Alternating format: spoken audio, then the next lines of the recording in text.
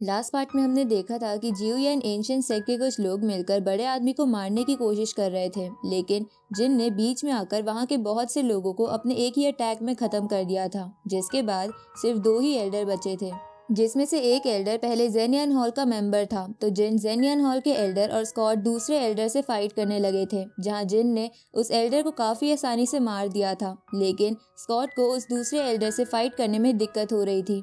तो ये देखकर जिन ने अपने आर्टिफैक्ट से उस बंदे को बांध दिया था। जिसके बाद स्कॉट और जिन दोनों अपने अपने फीनिक्स से अटैक करके उस एल्डर पर अटैक करते हैं, लेकिन इतने अटैक को झेलने के कारण उस एल्डर का ब्रेक थ्रू हो गया था और वो ब्रेक थ्रू करके सेंट लेवल पर आ जाता है। अब आगे तो इस पार्ट की स्टार्टिंग में हम देखते हैं कि वो एल्डर अपनी धर्मा बॉडी को बाहर निकालकर अपना ऑरा रिलीज करने लगता है, जिसको देखकर स्कॉट अपनी स्नेक स्पिरिट की हेल्प से मिस और बड़े आदमी के चारों तरफ एक शील्ड बना देता है। इधर मिस को जिन की चिंता हो रही थी, क्योंकि वो एल्डर सेंट लेवल पर था। ऊपर से उसकी धर्मा बॉडी भी काफी खतरनाक लग रही थी। तभी बड़ा आदमी मिस को शांत कराते हुए उससे कहता है कि तुम चिंता मत करो, जिन सब कुछ संभाल लेगा।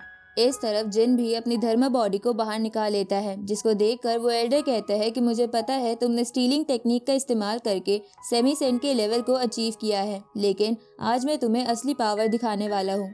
जिस पर जिन उससे बोलता है कि तुमने भी तो होली बॉडी एलिक्सिर का इस्तेमाल करके ब्रेक थ्रू किया है, लेकिन वो पिल एक इनकम्प्लीटेड पिल है जो कि सिर्फ कुछ देर के लिए ही लेवल को बढ़ाती है। ये सुनकर वो बंदा कहता है कि तुमको मारने के लिए उतना टाइम ही काफी होगा। इसके बाद वो अपने सोल सीजिंग टोकन से जिन पर अटैक कर देता है, जिसे जिन अपने यिंग यांग ड्रैगन टेक्निक से रोकने की कोशिश करता है, लेकिन वो टोकन्स जिन के ड्रैगन को डिस्ट्रॉय करते हुए उसकी तरफ बढ़ने लगते हैं। तो जिन उन्हें अपनी स्वॉर्ड से रोक लेता है, लेकिन उस टोकन को रोकने के कारण जिन की बॉडी से उसकी सोल बाहर आने लगती है, जिसको देखकर वो एल्डर हंसते हुए कहता है कि मेरा सोल सीजिंग टोकन किसी भी पर्सन की सोल पर अटैक करके उसे डिस्ट्रॉय कर देता है, जिसके बाद उसकी सोल दोबारा पुनर्जन्म भी नहीं ले सकती। तो ये सुनकर जिन अपनी वाटर बबल टेक्निक की हेल्प से उस सोल सीजिंग टोकन्स के क्लोन बना लेता है, जिसको देखकर वो एल्डर जिन से कहता है कि भले ही तुम मेरे अटैक का क्लोन बना सकते हो, लेकिन मेरे टोकन्स के अंदर पर्पल फ्लेम मौजूद है, इसलिए तुम्हारे क्लोन्स मेरे अटैक को कभी नहीं रोक पाएंगे। जिस पर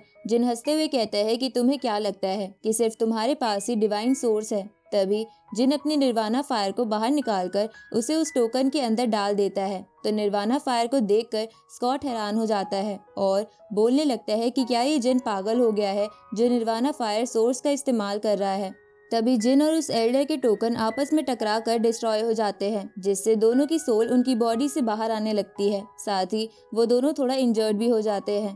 तो ये देखकर मिस चिल्लाते हुए जिन से कहती है कि तुमने अभी कुछ दिन पहले ही स्टीलिंग टेक्निक की हेल्प से फोर्सिबली ब्रेक थ्रू किया है, इसलिए तुम निर्वाणा फायर का इस्तेमाल मत करो, क्योंकि अभी तुम्हारी बॉडी उसे कंट्रोल करने के काबिल नहीं है। इधर वो एल्डर जिन से कहने लगता है कि तुम्हारी पावर अभी डिवाइन सोर्स को कंट्रोल करने के लिए बहुत कम है, इसलिए मेरे हाथों से मरने के लिए तैयार हो जाओ। इसके बाद वो एक अटैक रेडी करने लगता है, जिसे देखकर जिन उससे कहता है कि आज तक जिसने भी मुझे मारने का सपना देखा है उन लोगों का हाल बहुत बुरा हुआ है और आज तुम्हारा भी वैसा ही हाल होने वाला है। अब जिन अपनी बॉडी पावर से अपने इंटरनल बॉडी सोर्स की पावर को जगाने लगता है, जिसकी वजह से हम उसके ओल्ड और यंग रूप को देख पाते हैं। साथ ही उसके चारों ओर बहुत एनर्जी भी जमा हो जाती है। ये देखकर स्कॉट कहता है कि जिन पागल हो गया है, जो कि अपने इस कंडीशन में इंटरनल पावर का इस्तेमाल कर रहा है। इधर वो एल्डर भी जिन की इस पावर को देखकर थोड़ा टेंशन में आ जाता है और जल्दी से जिन पर अपनी पाम टेक्निक से हमला करता है,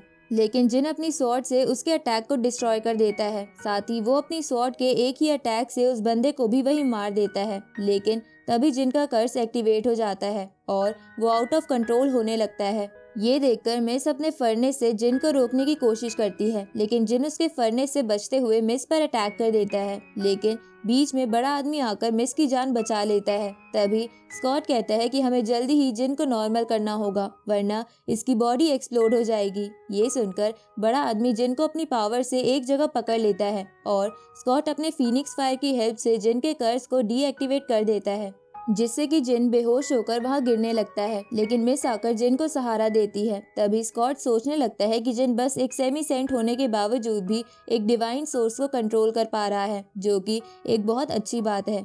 उसी वक्त जिन को भी होश आ जाता है और वो कहने लगता है कि जब से मैंने निर्वाणा फायर को कंडेंस किया है तब से मेरी फिजिकल स्ट्रेंथ काफी बढ़ गई है, लेकिन इस मनहूस कर्ज के कारण मैं अपने निर्वाणा फायर की फुल पावर का इस्तेमाल नहीं कर सकता।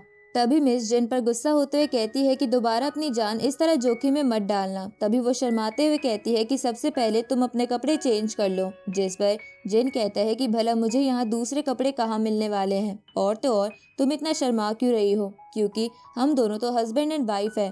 तभी बड़ा आदमी जिनसे कहता है कि तुम अब बहुत स्ट्रांग हो गए हो, इसलिए तुम्हें सोल माउंटेन पर जाकर अपनी आगे की प्रैक्टिस करनी चाहिए। साथ ही वो जिनका मजाक उड़ाते हुए कहता है कि तुम्हारे सर के ऊपर एक बहुत अच्छा निशान बन गया है। ये सुनकर जिन अपने सर को चेक करने लगता है, जहां उसके सर पर स्कॉट के फीनिक्स फायर के कारण एक निशान बन गया था। तो ये जानकर जिन स्कॉट पर चिल्लाने लगता है, जिस पर स्कॉट उससे कहता है कि ये निशान तुम्हें हमेशा मेरी याद दिलाता रहेगा। इसके बाद जिन कहता है कि ठीक है, मैं वेस्टर्न सोल लैंड के लिए निकल जाऊंगा, और वो बड़े आदमी से पूछता है कि अब आप आगे क्या करोगे, जिस पर वो कहता है कि मैं यहाँ टेलीपोर्टेशन एरे की हेल्प से प्लंडर प्लेस पर जाने के लिए आया था, लेकिन इन लोगों ने मुझे घेर लिया। तभी स्कॉट कहता है कि शायद मिस इस टेलीपोर्टेशन एरे को चालू कर सकती है, जिस पर मिस भी हाँ करती है। जिसके बाद बड़ा आदमी मिस को उसके साथ चलने को कहता है। तो मिस जिन से ये कहकर वहां से जाने लगती है कि शायद अब हम दोबारा नहीं मिल पाएंगे, जिस पर जिन उससे कहता है कि ऐसा नहीं हो सकता, क्योंकि किस्मत हमें बार बार मिला ही देती है और आगे भी हम जरूर मिलेंगे। इसके बाद मिस बड़े आदमी के साथ उस टेलीपोर्टेशन एरे के अंदर चली जाती है, जहां उनके जाने के बाद वहां से पिंक कलर का ऑरा बाहर आने लगता है। और इसी के साथ ये पार्ट यहीं खत्म होता है।